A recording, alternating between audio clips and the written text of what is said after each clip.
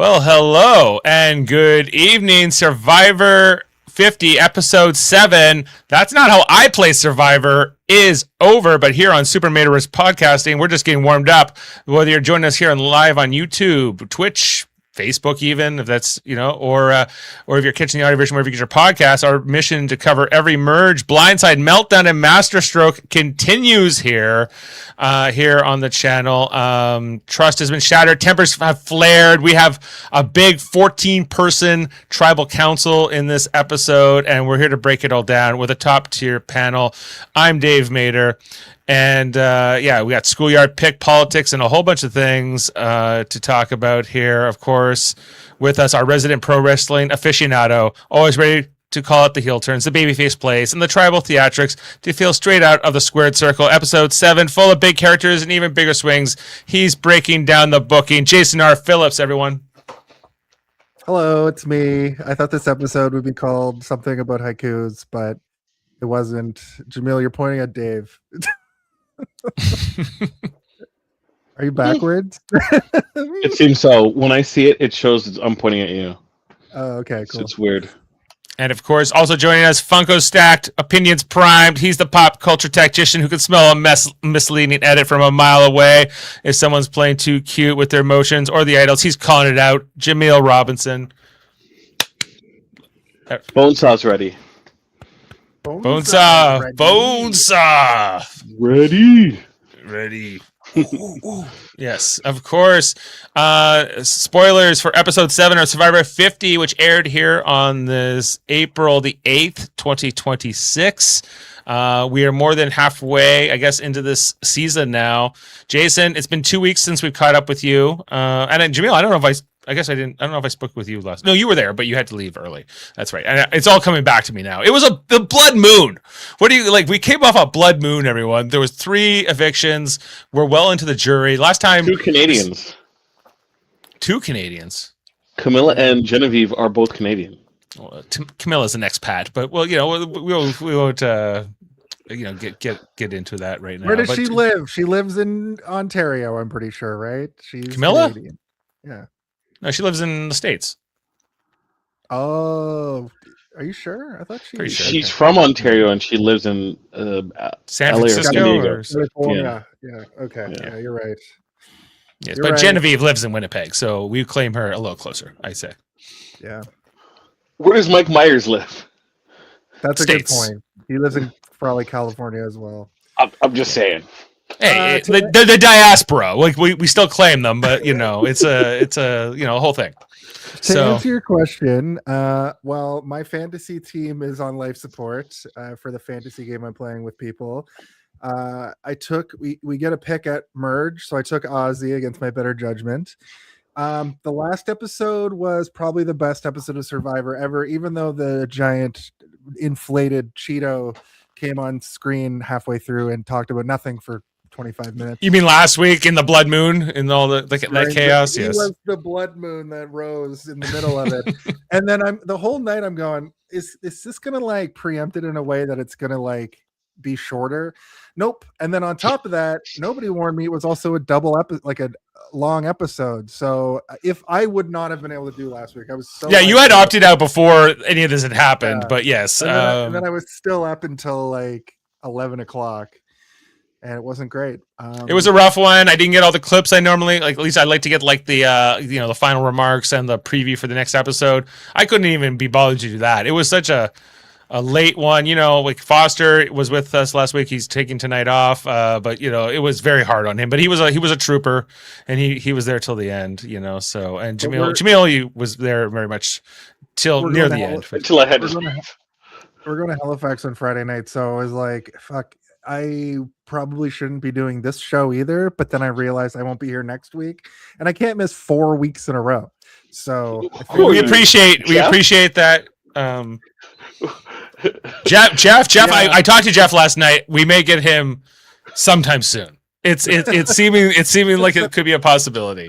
That's been a running joke for 3 seasons. The whole time I've been here, I think I've seen him 3 times. He's he's at least watched 3 episodes of this season. He's not quite caught up, but he's not fully out of it, so he needs to catch up and then get back in here. and we'll Okay. the Well, curling season's coming to a close. before we start, typically, if anyone watches or watched our Big Brother coverage, I typically were the one that has the ear to the streets, the ear to the online communities, as it were. And this season is so weird because it seems that there's more people who are more vocal about Survivor this season, and ranges from hardcores to even semi-casual folks who seem to have watched in the past and have come back, and just to see their remarks about how they feel the season is going and how specific individuals are are positioned. It's so weird. Like, first you have the everyone is too clean. Why aren't people more dirty? This seems fake, as the first kind of statement that you hear a lot of, right? Um, and Who's saying these things? people online, the people, Dave, The people are talking. Okay, and yes, they're the people are saying, talking. and the people are complaining about the season. Yeah, saying that the survivors are too clean, are way too clean, Oh, right? nah, man. So they complain of the Well, fake eyelashes, and people seemingly have clean clothes, but like I I'm confused in terms of with that, because these aren't people who, like, only a couple of people, like only Rizzo and really Savannah would not have really thought out what they're gonna wear having a Survivor season under their belt. So everyone's gonna be coming in with, if I wear this, it's just gonna I'm not gonna wear a white shirt, right? Because it is going to be muddy. Devins looks dirty. He looks like a dirty businessman who from like Devins Lost. looks dirty. You know, Aubrey, if you look at Aubrey. the edges of Aubrey stuff, it looks dirty. People Christian wash their did poop his clothes. pants, and those pants. Christian. I was looking for tonight. I'm like, do those pants look pooped in? I said no to myself. I was like, But poop they're check. also washing their clothes. They're Those pants were. I think he was. I bet wouldn't be surprised if production was like, in this case, we're going to allow a launder. Are you allowed to have these okay. pants washed? We'll give you some spare pants. Next thing, people are complaining is like we're not seeing them build their shelter, a lot of shelter life, and to that is we haven't been seeing that outside of the first episode for Yeah, years for now, years. right? Right? Because the focus is on the gameplay, not necessarily them building the shelter. It's not It's not a survival Australia. show, and I'm not super happy about that because it used to be more of a focus here, surviving the elements. Now it's like, well, it's uncomfortable on a beach, basically. But this isn't the It's season to see it though, because no. majority of these people, they know how to build a shelter, and if they don't know how to build a shelter, they've gotten themselves prepared I was for the thinking about elements. I was thinking about that exactly that tonight. I was like, all of these people have played multiple times. The last thing they're concerned with is things they already know how to do, and the production's not going to focus on that. To these people, they're camping basically. To most of them, they're just going Yeah. camping on hard mode for the most Yeah, part. it's camp. Yeah, so we've dismissed that complaint, Jaemeel. So, is there any more on the laundered list of internet else you got? crackpots? Yes, and that is, people like Suri do not deserve to win because they haven't done anything. And you can put Suri in for that type of. You can replace her with any type of that type of archetype. Rizzo hasn't done anything, so he doesn't deserve to win. Or Aubrey hasn't done anything, so she What if doesn't they've deserve all to win. not done anything? Do they all not Yeah. deserve to win simultaneously? Like, how does Well, this work? the only people that have done anything that I've consistently seen in terms of the names that people want to win are Joe, Jonathan, and Ozzy. And I'm like, wait, Okay, so these are what? like the three most athletically, like, or So, but naturally athletic also guys. But Joe hasn't done shit. He can barely string together a sentence this season. yeah, Joe's done this. Joe's Jonathan, done this. Joe's done this. yeah, Joe. Jonathan is a good choice for somebody that's done stuff because he's kind of been, in charge a bit. But the thing about Suri, which is dumb, have you never watched Suri play? She always makes it to the end by just whispering things into people's ears, like a Game of Thrones Yeah, I think Cerie's playing a That's good her game whole this shtick. season. Actually, Yeah. I'm She's playing her game. Yeah, She's right? playing That's her game. Yes. and so, like I don't understand. People have this mindset where it's only one way to win Survivor, and the only one way to win Survivor is not what they're thinking of. Is that you get the votes to win? That's it. well, That's like I it. think I'm sure there are some fans out there, maybe a vocal group who like, if you're like an Aussie who wins all the individual immunities and you're naturally got like this athletic merit or sort of accomplishment that somehow is like a resume, then sure. Like if that's one way to look at it, I suppose, like, but He's only won one individual immunity. He said it was the last time was 15 years. So what happened since was it? I guess it was South Pacific, right? He's been playing. it's He's 15 playing. years. That's how long Yeah, it's been since he's played. yeah. So or won an He immunity at least. so he hasn't done anything since South Pacific. All those 5 previous episodes, he hasn't done anything. No, I guess not. I It's Aussie. it's Well, I don't know. Like it depends, like how you're watching. Okay, these complaints are frustrating us more, Jaemeel. We can't dwell on them. I just wanted to address it, right? Okay. And this is a public forum to This address it. okay, Dave, okay, let's get it talk out. about the show. How do you feel about the show, Dave? I think the show's good. I think the show's mostly good. Like I for the most part, I think that I'm mostly trying to follow the dynamics of these alliances, and I think that's the part is more. If I have a complaint, it's probably that, because 14 people here. I like that we get this massive tribal council, but on the other hand, it was kind of like a boring sort of outcome. It kind of, it was reminiscent of, maybe the new modern era of Big Brother, Jaemeel, where, like the house wants to vote together and everyone was like, okay, let's get D up. But because Survivor has the shot in the dark element to it, then they're like, okay, we have to have some votes on somebody else.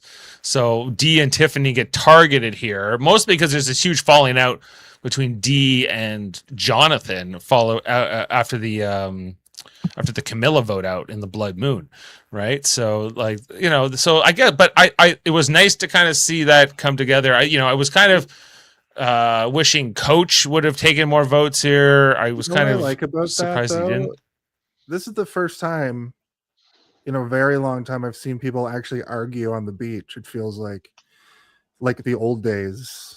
People don't really argue on the beach in the new. It's all, this is the kumbaya thing that I think Jeff isn't super into, is everybody's trying to they're jockeying for position in a much more subtle way. But I think in this season, we're actually going to see, because there's so many old school players that don't know the new school way to play, which is like everybody sort of be respectful.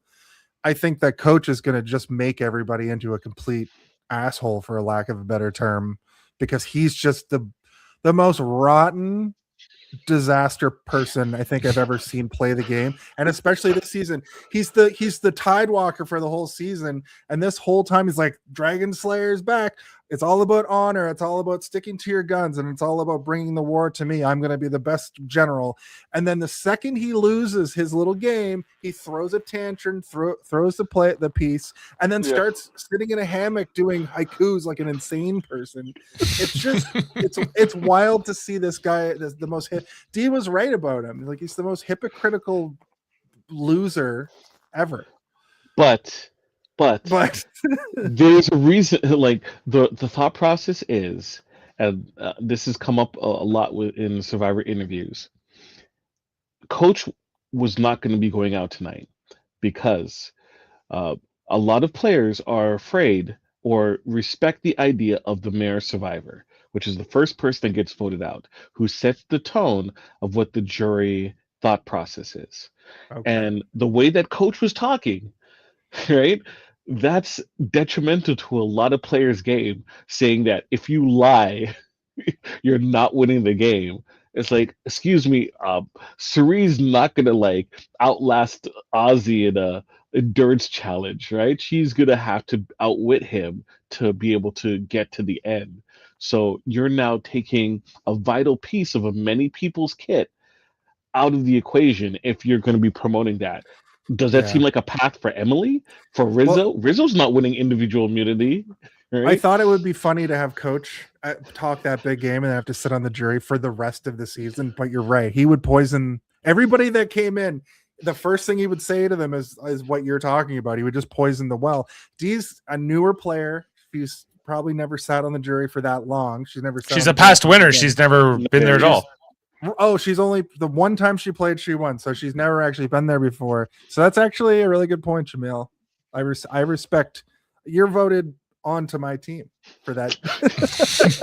Schoolyard pick. I schoolyard pick you. I'm not taking the credit for that comment. I'm just, repackaging information that people have talked about, right? And once you have that piece of information in mind, of course, D trying to do a live tribal, and everyone's like, "Oh yeah, vote for coach." Yes. They were never going to vote for coach, right? No, they took the L. They're like, D's going to be gone, right? The thing moving forward is who's going to scoop up Tiffany, because a whole bunch of people voted for her, right? Right, So, and that was why people didn't want to have to put votes onto Tiffany, because once you vote for her, it's very hard to pull you into an alliance with you, because I was willing to vote for you, right? So Coach, I think, is one of the people who vote for Tiffany tonight. But yeah, I guess that whole dynamic. I guess what does Dean, I think, more than anything, and they illustrate this in this episode, is that she blabbed about Rizzo's idol, and so the combination of the blow up with Jonathan and her cutting ties with Rizzo really sinks her here. I think to the detriment of the Rizzo side, because I think they could have used her, in the war that's coming. The two groups, and I was watching Rob's sister Nino's breakdown of what he thought that the power dynamics were going to be moving forward. And a lot of it was centered around this alliance that has Coach at the center of it, I guess. This madman who's got Chrissy and Joe and Jonathan, and and Stephanie, I guess, on some level as well. And so that 5, the power and honor 5 or whatever they are, and then you have you got Sri, Ozzy, and Emily, Sri, Ozzy, Rizzo, and then maybe Emily. But Emily's kind of with the Devons and Christian, and there's also Dee and Tiffany, right? And so they all could have that 9 could have united against the Coach 5, right? And they don't here. They don't take a shot at one of that side because I don't know. Maybe I think really because Rizzo was like, Dee's more of a liability. I don't want to work with her. She's a past winner. Let's not take the shot now, right? Here at 14, let's see how this shakes out at 13 and see how we can maybe take out the numbers or how this can go, because at this point Rizzo he's now a member of the 4 Horsemen. So he doesn't need to burn his bridge with Coach yet. If he's ultimately not gonna be able to get Coach out this vote, I think Devins and Christian would have very much liked to get Coach out here at this vote, but they don't get that outcome. They end up going along with everybody else, So from Christian and Devin's perspective, D being gone is good, because they don't need her. They don't need her, and technically they can scoop up Tiffany, right? And because Tiffany's number 1 was obviously D.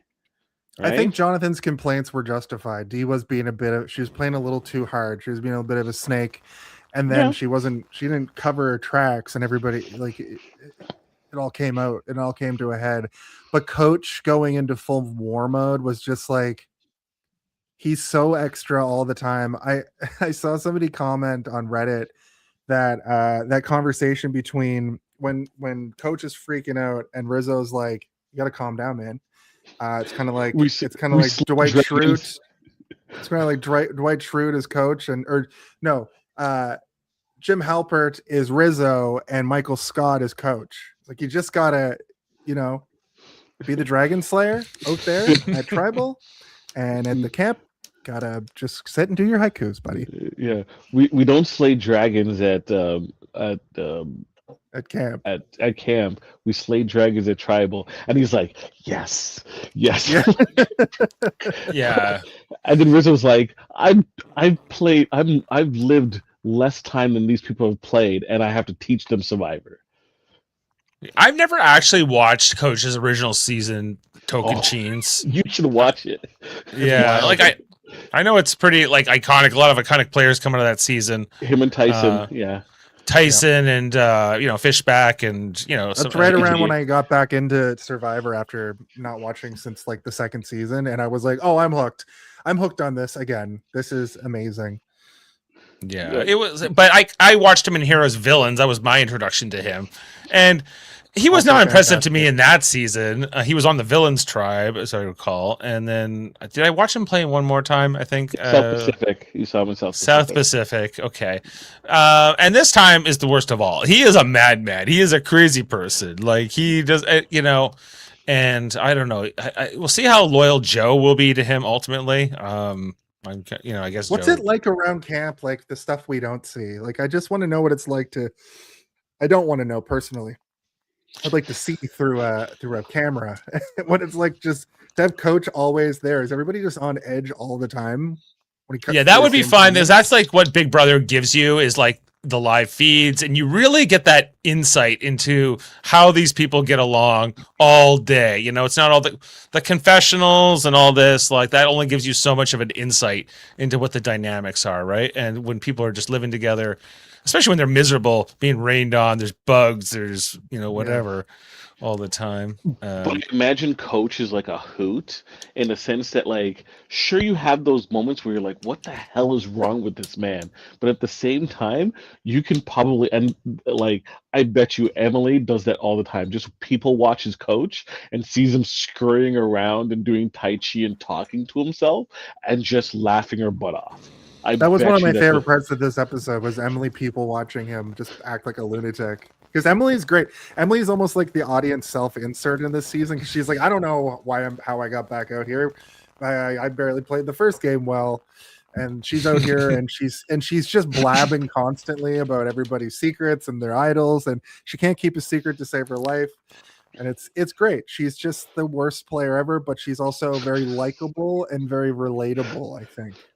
She kind of is like the worst. I would not want to be an ally of Emily because she No. would burn you so hard. Very Just like without. accidentally. She's Action. not doing it on purpose. She's just like she just Yeah. has like she has no filter and she just like blabs. She just like Yeah. needs to say what she's thinking. You're seeing Chaos Emily, like Chaos Cass, but it's Emily. Yeah.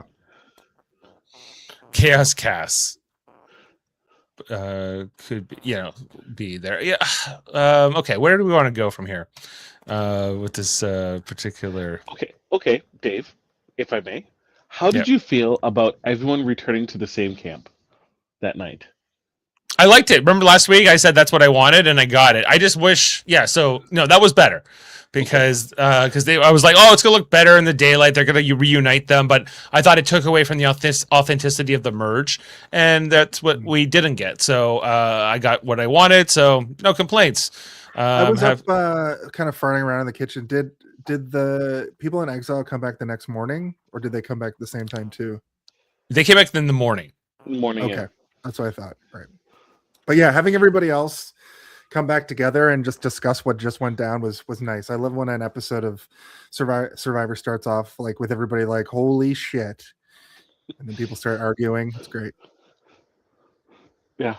Like when Ozzy freaked out a couple weeks ago when they got back. He had a little meltdown. Yeah. Which I understand why he did not side with the D. Interesting wrinkle. Dave. No, you know what, Dave? I've already gone to you a couple of times. I'm going to go to you, Jason. Jason, how do you feel about the idol plays this season? Do you wish there were more? I wish this Billie Eilish boomerang thing was more prevalent, but the idol has just been kind of falls to the wayside and has fallen to the wayside for a long time. It was nice to see Aubrey actually play it the way it's supposed to be played. Like if you have it and everybody knows you have it, it's the scarlet letter. So just expunge it. But when she didn't play it last week, they made a good point that her being like, "Oh, I forgot I had it," is a very dumb And she thing to recognized try how to dumb it pull was. off. That's true. Who still even has Rizzo and Ozzy. And they're not boomeranged yet though, right? they both would go back to Genevieve, and Genevieve isn't there. So they would Okay. just boomerang into nothingness. They would yes. boomerang back into the woods to turn into the next. Probably if I had to guess, there's going to be when those are gone, one will go back into the woods as the one that they Merge-idle. usually do. Yeah, Yeah, merge idol. So Yeah. here's the thing, and I don't know if people recognized it, but I didn't even recognize it. The Billy Eilish idols, you cannot play for anyone else except for yourself. Right. It can only be played for yourself, right? So that kind of limits its power in that respect, right? So I found it Right. interesting. I'm like, what? Man, I wish Aubrey was able to play it for D, right? And then I thought about it. I'm like, no, she couldn't. I know. Even but she wanted to, but imagine would if she had to have, and yeah, Well, Tiffany there's would have that gone element home. too. Yeah. Tiffany would have gone home. And Aubrey seems to be in, good relations with Coach as of right now.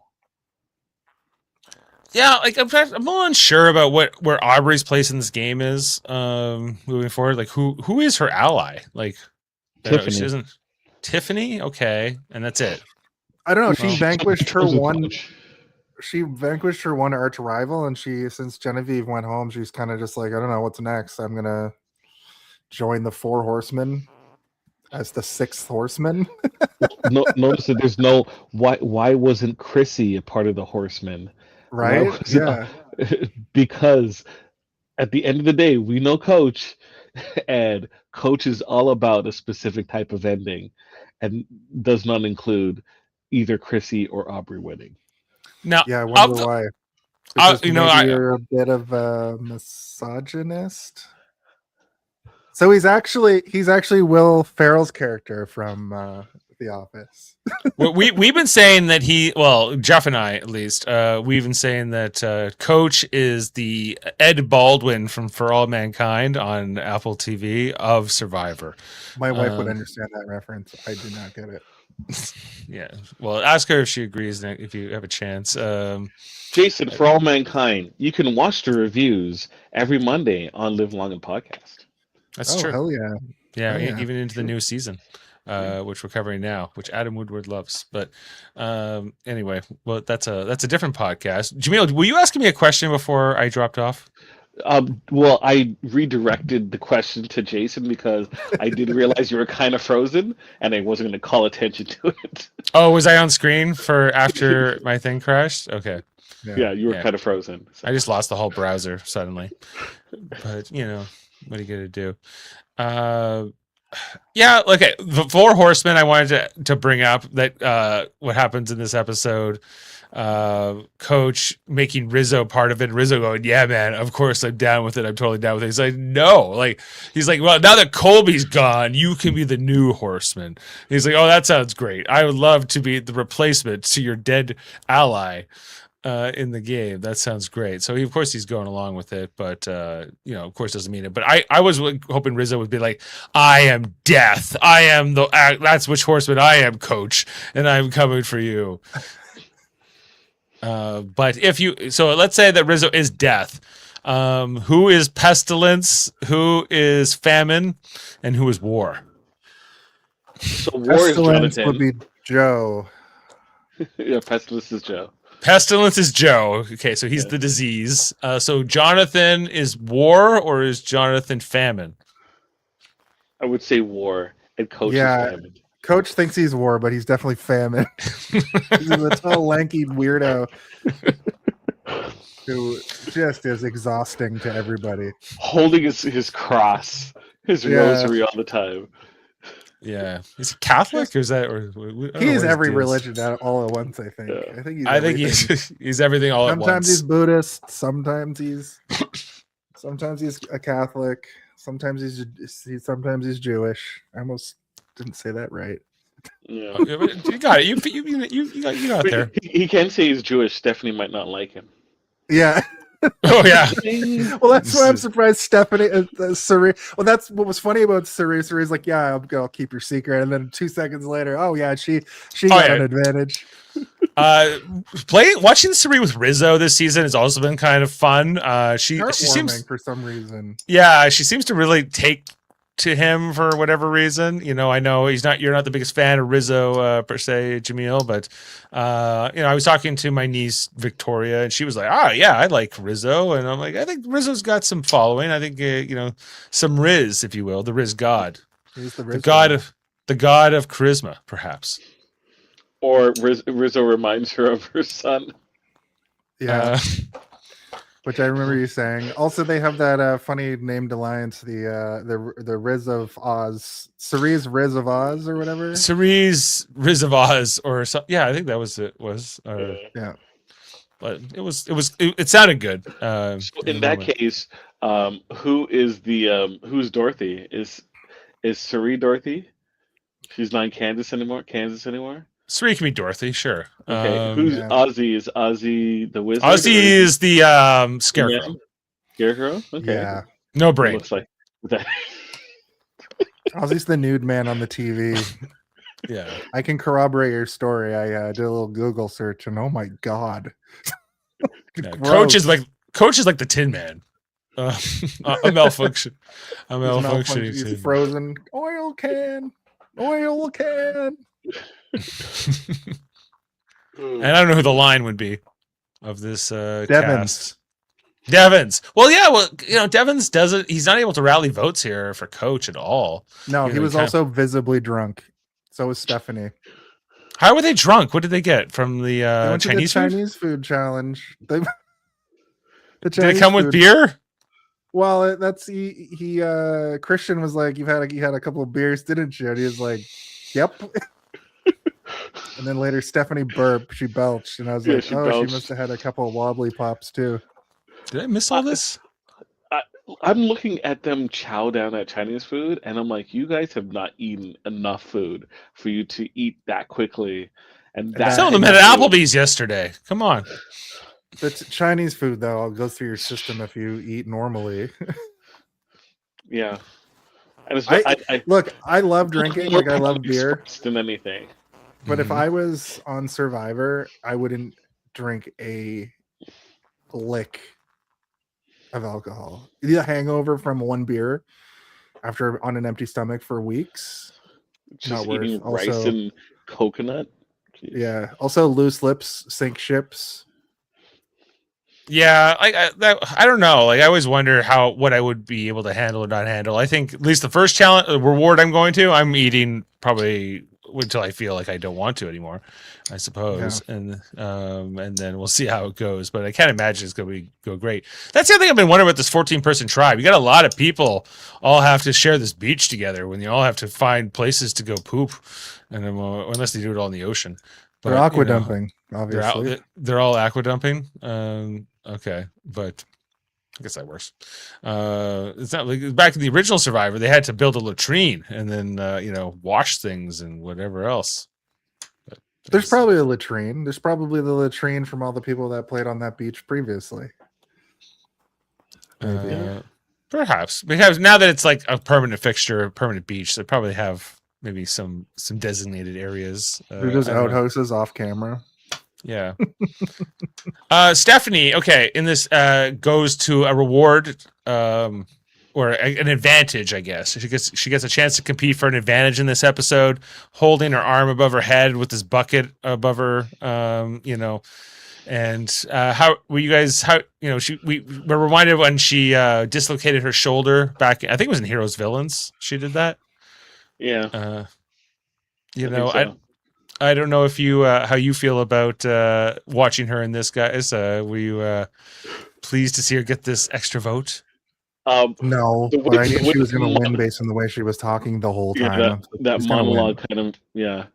The funny thing is, I saw a clip with Sheehan beating, I think it was Rob, Boston Rob. Mm-hmm. I think in All Stars. So it was just so funny seeing that same challenge come up. I wish they actually had it as an immunity challenge because it's been so long since they've done that specific one, where it's just like, you got to hold it up. Last one to lower their hand loses, right? Right. Or wins, right? So I wish they would Was do that it. one of the old ones that just went on for hours and I hours? think it was like Because 3 hours. 3 they got. hours. I Like feel like issue they one. got rid of the ones that go on for hours and hours because, it People get doesn't. overheated. I think that's Yeah. probably the main And reason. because the episode is being filmed in a day, then they can't be burning daylight like that. Yeah. We got people are in the union here. Everyone, we got to break for The Teamsters lunch. are angry. We got to wrap up this challenge. Exactly. Yeah. So she gets an extra vote. Was that what she got? No, Or steal a vote. Steal a vote. Steal a vote. Right. Which she tells. Well, Sari just figures out she's lying, and then and then like did she actually tell anyone? Or no, Sari just tells Rizzo, and I don't know. Immediately. Yeah, so we'll see what happens here with Stephanie, but I don't know. Like, is she gonna win this game? I don't think so. I don't think so. Producers clearly want her to. Producers like her. I think Jeff likes her. Sorry. Yeah. Yeah. I just feel like in terms of win capital, she hasn't been presented as a winner. Yeah, I wouldn't say she's getting any kind of winner's edit. It's more like they have a nostalgia for Stephanie here. Yeah. That's how I feel the edit's going. And folks, there's a difference between being highlighted because you are an interesting character versus building a case for why you should win. Christian has had a case built for why he should win. Not really Devins. Devins has been more of a comedic ally, right? Coach has been presented as a person of note who has a storyline that seems to be coming close to its conclusion. I feel, right? I agree. I thought he was gone tonight. Yeah, I think didn't think it's probably next episode for Coach is my prediction. I didn't think he was going to get away with all the nonsense on the beach, but I think that people were too afraid to break that 7-4 split thing that they did. Yeah, Jonathan has been presented as someone to win. Joe, he's window dressing, right? People like Joe, but I don't see. Yeah, I can't see Joe winning. I think for me, it's like Aubrey's right up there in terms of her story. I can because I think she's got a compelling story if she gets to the end, and she could easily win.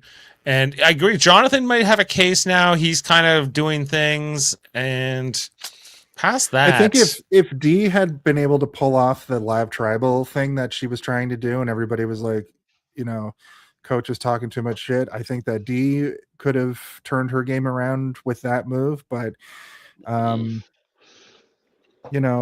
think that she was raising too much stink, and I think that it was in their best interest to do it. Yeah, I saw some people there are a lot of people just talking shit that they don't know about, and the people were like, "Oh, that was contrived." The producers probably just told her to do a live tribal to make it seem one way because it was so cut and dry at camp.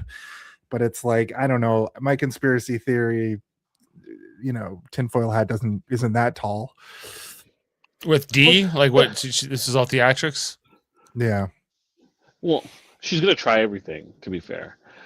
Here's the thing that people don't understand who kind of watch this and like, oh, only this person should win, right? Because the other people aren't doing anything. The fact of the matter is everyone is doing something. Everyone is doing a whole lot of things, but they're only presenting stuff that is relevant to their edit that they have. They have to tell a story, and in terms of what the narrative I'm seeing, like there's a few other characters that are possibilities here. I think Ozzy and Sari and Rizzo are all prime contenders for winners edits in the season. Like I could see those. They might be the final three. End game. They're an end game, right? Well, you're not going to see. Yeah, we're not going to see them what they're doing until later. I know what you mean, especially with this many players. 14 people on one beach right now is unprecedented. That's except for one world, I suppose. But I was going to say, old school Survivor would have a giant group of people at one tribal, but not like this. And also, we speculated in the first couple episodes what they're going to do, how they're going to deal with this many people out there, and they're showing us. They're having 3 vote outs in one season or 2, like back-to-back episodes, multiple people voted off. Next week, another thing is happening. It's probably the Mr. Beast episode, if I was to guess. That briefcase is going to have a gun in it. You get the gun. Okay, you can win $1 million if you kill all your fellow contestants. And Go! throw the gun out into the ocean. Inside the briefcase, locked up. Jonathan takes it. I'm sorry, Mr. Jeff. I got to end this season now. Yeah. You get $2 million if you kill Jeff. Boom. And you get to be the host of Survivor. Yeah. If you're in the universe of the movie The Long Walk or The Hunger Games, that's how it works. Yeah. Right. But sorry, I lost my train of thought there. Good call though. Good pull. Because it happens in both. Okay, yeah, but in terms of like, who I think we were talking about the winners edits. Who do we think are getting the winners edits? Who are like positioning as somebody who can win? There's like, I don't think it's Chrissy Jaemeel. I'm sorry to say. Maybe I'm wrong. Not as right now. Like, here's the thing. Like, the stories that you kind of see being built out is for Emily. Emily's going to be told something. I feel like if we're writing the end of the story, she's going to be told something, and it's going to be a choice to either tell people or not. Right? And she will. Doing so, regardless of if it is to or not, will lead to her getting voted out, right? And that will be her resolution because that's kind of the story they're telling. She can't keep a secret, right? Or somebody feeds her some false information, which would be a good little. Which leads to someone that's important to her or herself getting voted out, right? Mm-hmm. Right.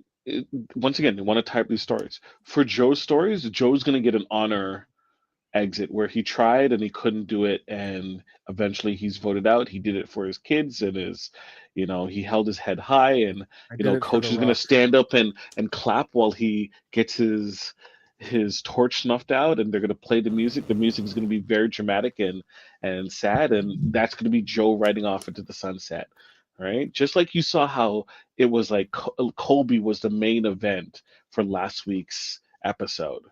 Right. I think for these legacy players like Stephanie, like Colby, they like for the ones who have come back from over a decade ago, I think that they really want to celebrate them and pipe them out as they exit the game, so or you just give them their moments and say, like, if you came back after all these years, we really are grateful, for everything you did for us back then and, for you coming back this time. So I guess that's nice, but it's getting a little boring too.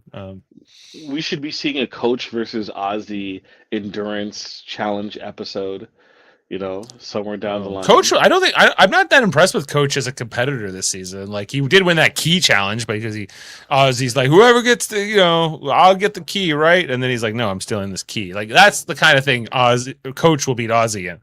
Not so much in like who can hold a pole with like a ball on it, for the longest period of time. But actually, speaking of which, for that so hard.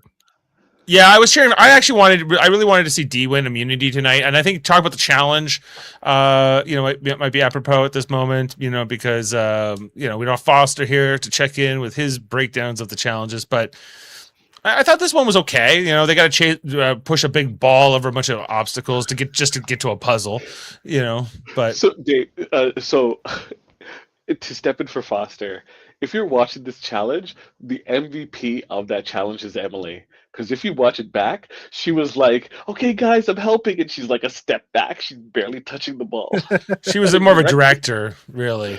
Right. But I did also like the fact that they had both Christian and Emily go up the ball first, right? So that they can have eyes on the puzzle while everyone else is coming up.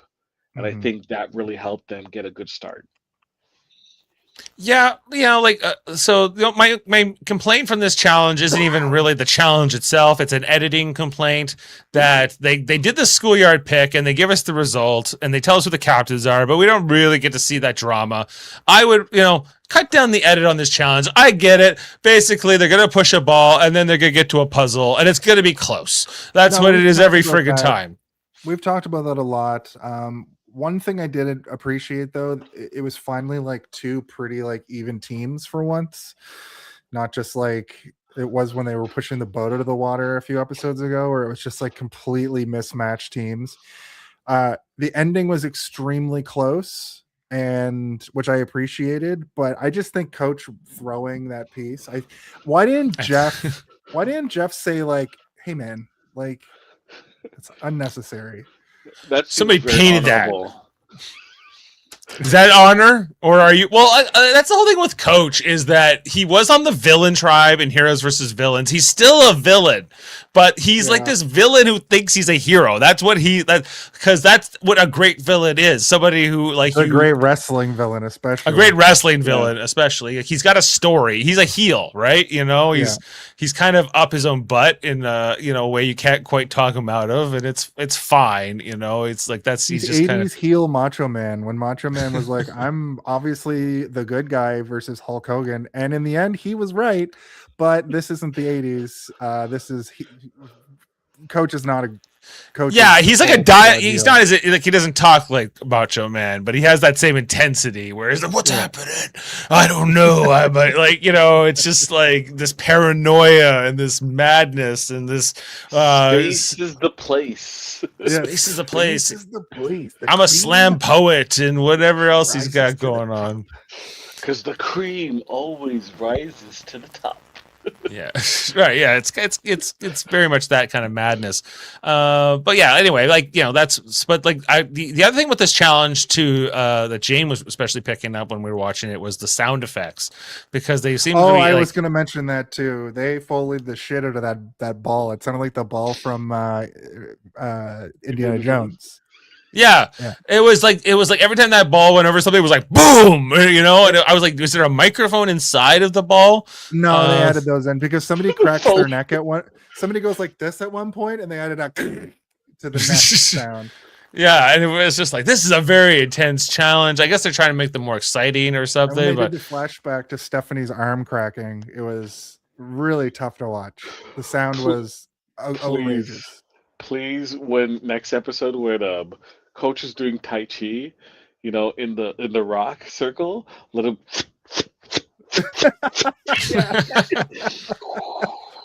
Oh yeah.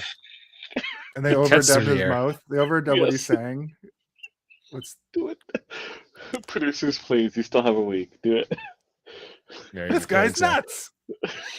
Yeah. So the part one was just push the ball through with these crazy sound effects, and it was the team that Christian picked because Christian was one of the captains, and I think that Jonathan was one of the captains.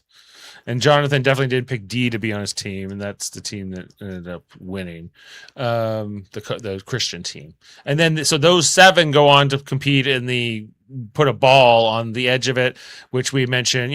I think we were at least Jason and I were cheering for D. Were you cheering for D as well, Jaemeel? I just didn't want Stephanie to win. I know she wouldn't win. Yeah, she came close though. She up from what she had to do earlier.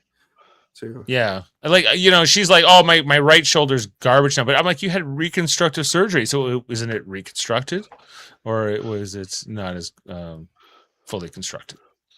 You don't have the what's that movie MVP where you could? Yeah, you should have is that the guy from American Pie, right? Yes. And Jonathan, player of the year, Michael. No, it's rookie of the year. Rookie of the year, yeah. Daniel Stern. Ian Michael Thomas, I think, or something. I have to look up. And when he hits the doctor with his hand, what does he say? Funky but loving. Yeah, Thomas Ian Nicholas is. Why do I remember that? No reason. I don't know. You probably just stuck in your head as a kid. I had that movie and Angels in the Outfield mixed up in my mind. I saw them both in theaters also. I loved baseball movies as a kid. Me too. Yeah, well, I liked Angels in the Outfield better, but anyway. Because you got Danny Glover, that's why. Yeah. Danny Glover. And also and it movie, had... the plot is nonsensical. Anyway, we don't have to get into that. That's another podcast. But might be this podcast right here one day. Anyway, well, I guess the other thing to talk about in this immunity challenge was, it ultimately ends up with Ozzy winning. So I was kind of happy that, they stuck to this 14-person tribal. They basically they had this this tournament to get down to 7 people to have an immunity challenge, like an endurance immunity challenge. And I think the result of it was good in terms of mechanics. They didn't try to go to 2 tribals here and have 2 people win immunity. 1 person won immunity. Done. And I like the simplicity of it. Even if it's not maybe as twisty as maybe the producers would have liked, but like Ozzy ends up winning here. Ozzy hadn't won an immunity challenge since 15 years ago, I guess, last time he played in South Pacific, I believe. in South Pacific, but he's he's got only one now match. behind Boston Rob. And still plenty of time to go ahead of Boston Rob. Are we hoping he breaks the record? Is this kind of like with Ovechkin chasing the Gretzky record? I think it is because Ozzy represents that about Survivor. When he played his first, I think he got most of his wins in his like first time he played, probably. Because I remember that was before they got people out immediately who were like winning challenges. You didn't have a target on your back for that kind of thing back then. You're like, oh, this person's winning for us, keep them in. Oh yeah, especially in the old days, yeah, that's in the earlier stage of the game. He's played 5 times. He was one challenge away from getting to the final.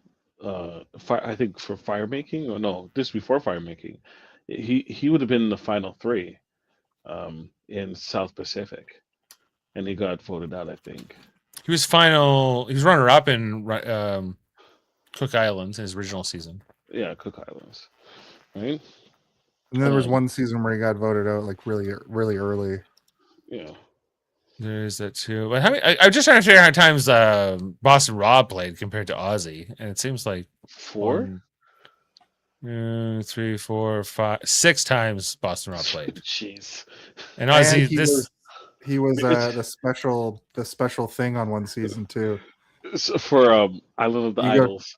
You go talk to him or Sandra and get clues. And this is Ozzy's 5th time playing. Yeah. So in Island of the Idols, because this came up in interview with Boston Rob, little brief segue.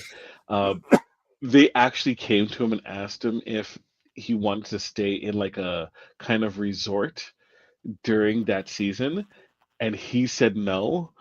And then they asked Sandra, like they told Sandra that they told Sandra that they're going to stay on the island and they had no choice, not knowing that they did have a choice, and Rob made the choice for them both. No. And he never told her that. Yeah. I bet she would have been like, yeah, I want to stay in a hotel. So in Island of the Idols, Boston Rob was not a player, so that doesn't count. So he played 4 times 40, as a player. He played in 40. Or 5. Sorry. He played in 40, right? Yeah, he played in 40, and then he also played in Redemption Island, Heroes Villains, and All Stars and Marquesas. Yeah. So those are his 5. So when if Ozzy does break the record here, then he played 5 seasons. Boston Rob played 5 seasons. It's even Steven in terms of their chances to rack up immunity wins.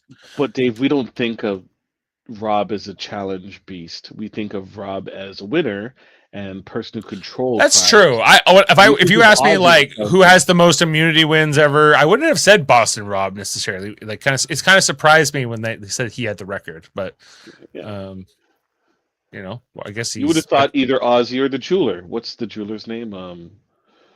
The jeweler. He was a jeweler. He was another comp beast. I forget his name. He's Don the jeweler from Donnie Brasco. That's who you're referring to. No, he's a good earner. I forget his name, but he was also a jeweler as well. I think he played with the same season as Jeremy as well when Jeremy won. Okay.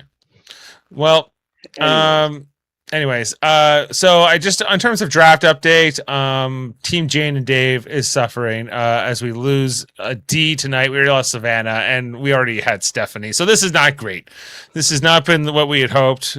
Stephanie, I guess, is our best hope. And I don't think Stephanie will win. So at this point, I just don't see it. But anyway, we can kind of eulogize D here. Remember her from just her little exit interview. Just give me a second here to pull it up. And we can say goodbye to the last winner former winner that came into the season. Maybe she'll play on an all returning winner season yet again. Maybe. I think she'll be 100. Yeah, I think they'll have D back just for the Zach Brown segments. They'll bring D back. Yeah. Okay. Let's have a I look. gave it my all. They got me. I think I definitely made a few mistakes. One of them was being a little bit too fiery with Jonathan. But right now, I just feel immense gratitude in my heart because I'm the mayor of the jury and I'm just really, really excited. I'm going to vote for the best person on 50 because I want this to be the greatest season ever. See? Will her being the mayor of the jury make the greatest season ever? It's a better start. I think It's a better start than if Coach had been the mayor of the jury. Yeah. Well, Yeah. Coach will be sitting right next to her very soon. So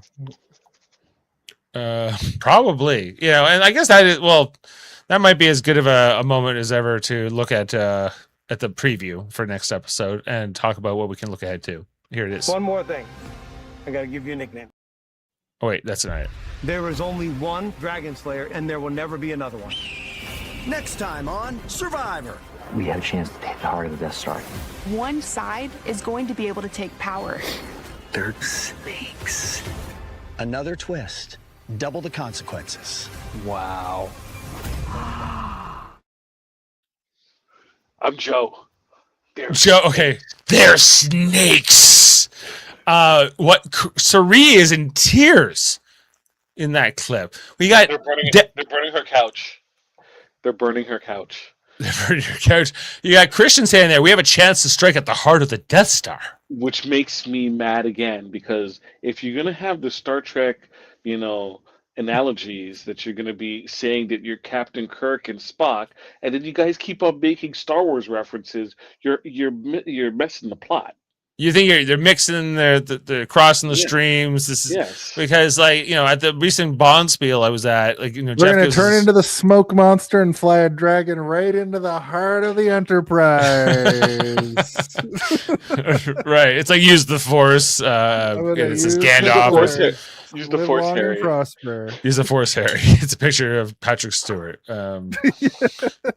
It's that kind of reference. Okay, but how about that Coach moment where he's like doing his whatever he does, his moves with his hands, and he's doing it in that arch of on that beach. That looked pretty cool. Like, do I think Coach is intimidating at all? No, but So, are you saying that Coach would be a member of Eagle Fang?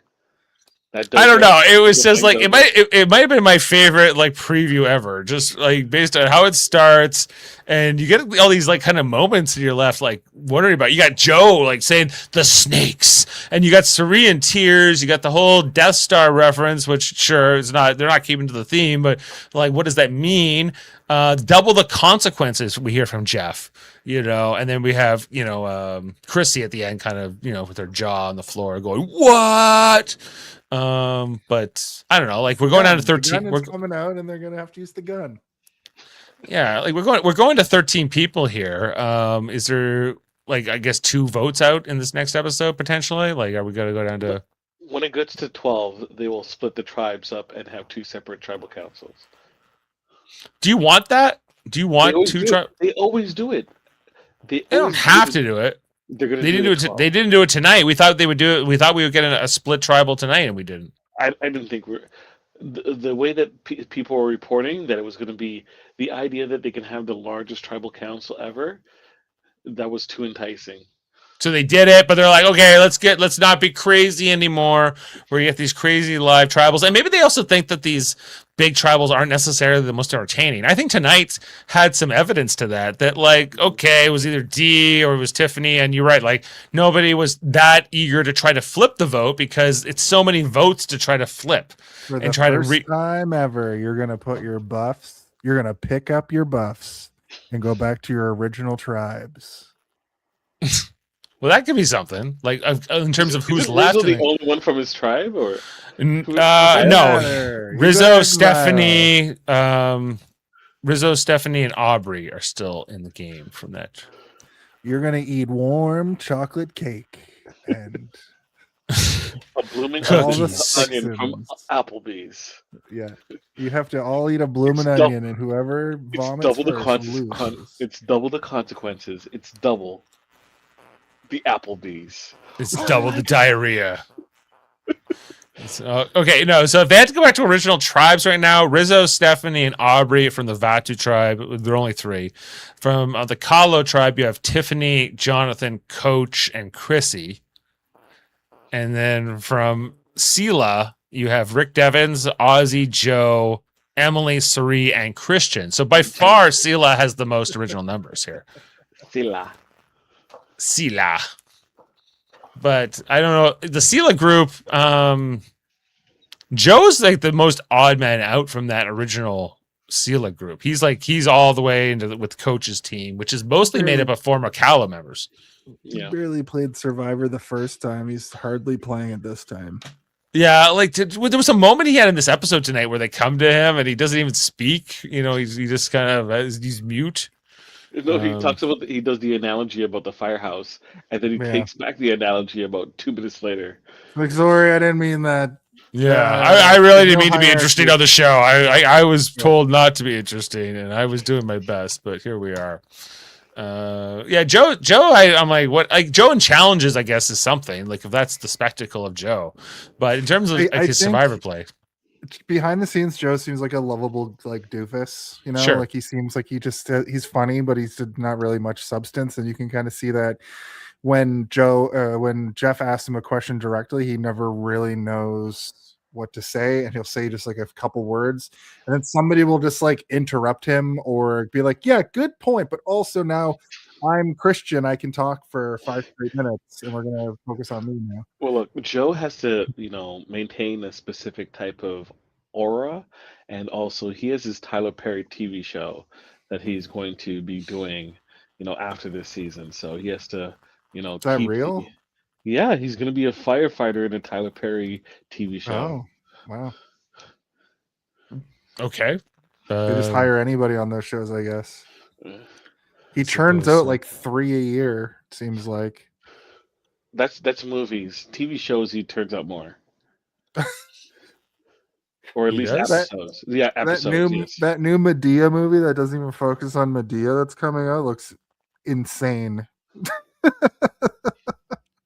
Jason, have you ever seen a Tyler Perry movie in I've theaters? never. The most Tyler Perry I've seen is him as Baxter Stockman, I think. Okay, I'm telling you, like, I've never laughed so much. Now, was it intentional? No. But Like what kind of laughter, is this is so ridiculous. so bad it's good kind of thing. The imagery is so on the nose. It's ridiculous. Or is it we were watching the movie, I think it was called Temptation, where this woman cheats on her husband. And basically her life falls apart because she does that. And when she cheats, like the house that she's in has like fire literally in like as like a design motif in the person's like mansion, like their fireplace kind of extends, so it's like, oh, she's in hell. And then when she cheats, her life falls apart to the point where she becomes this decrepit old woman at the end of the movie. This is one of his like serious, like more like thriller. Okay. I was dying. I was dying in the aisles. It was so funny. So Well, there you go. Okay, I'll put that on my list of movies and I'll tag you when I watch it. I think we'll probably leave it to number 71. Yeah. I guess we'll sign off for tonight and close things out. So I'll be on with Jason tomorrow night on Hey, Did You See This One? Where you get all your great movie reviews with him and Steven. We're talking about Star Trek II, The Wrath of Khan. Anything else I should add to that, Jason? Well, it's my birthday month now, and we're doing the most random mishmash of movies because I was going to do, I think I mentioned this, but I was going to do just like animated films. So we're doing the Aqua Teen Hunger Force movie and Advent Children in a couple weeks. I'm taking a week off next week to go to Halifax. But yes, you were on for Wrath of Khan, and I'm having also my friend Graham on, I have people come into my like promotions, like my friends will be like, I want to do this movie, and eventually they'll say it so many times that I'm like, fine, we'll just do Speed 2, Michael Mongiardi, which happened. and it was a great Cruise control. episode. So we were control. gonna do the cell with a friend of this show, a friend of the Star Trek element of the United Federation podcast, Jenny Johnson, but she had to back out, so I had to rejig the whole month. And I was like, you know what? Hey Steven, should I ask Dave to be on? And he'd be like, he said it would be weird if you didn't ask Dave to come do the Star Trek movie we're doing. So Dave, unfortunately you were an afterthought, and I apologize, but I would be remiss if you weren't to say you were the first person. Well, I'm always honored to join you. you both for the for an episode, especially for something like this, which I have a lot to say. So always do. So look forward to being on with you. Very quickly, 8 p.m. Every Thursday Eastern time, and then the show will go on demand over the weekend. So there you go. All right, I'll be on with you on Live Long and Podcast tomorrow. I will not be there, but we got Heather Narduzzi, who is going to be taking over to host our Star Trek Next Generation review of season 4, episode 2, Family, where Picard goes back to see his brother and his family, including his nephew Renee. So good episode. After he was assimilated by the Borg, they took all the Borg out, and he's recovering. He's drinking wine. He's being French. Check it out. And then also on our For All Mankind reviews every Monday, you can see us there checking out season 5, episode 3 with Home. This is Ed Baldwin. He is the coach of For All Mankind. So if you want a Survivor reference. There you go. Okay, well, that is it for tonight. Thanks for being with us, and we'll see you next time. And we'll leave you with this.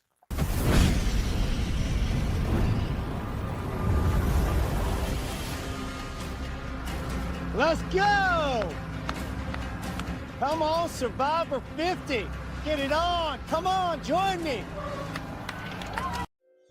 Beam up some Star Trek content with Live Long and Podcast. A roundtable movie discussion with Hey, did you see this one? And take a peek into the darkness with Heard Noise, Must Investigate with Michael Chan. Watch us duke it out on trivial debates. And let's chat about TV with the Super Mater Brothers. It's all here on the United Federation of Podcasts.